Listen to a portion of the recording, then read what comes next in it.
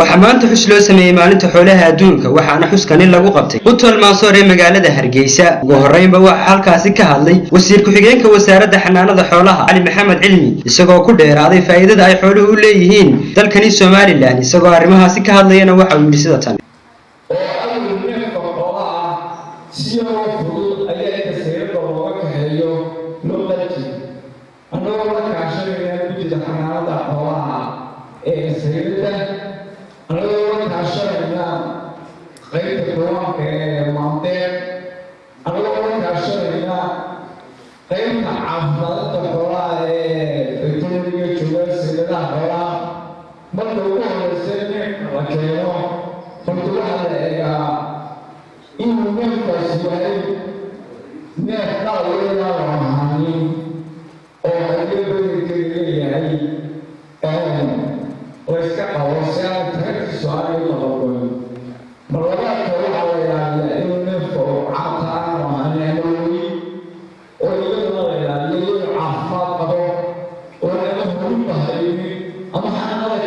isku soo wada duubo xoolaha ayaa ah laf dhabarta dalkani Soomaaliland Cabdikariin Maxamed Somaliland Space Channel Hargeysa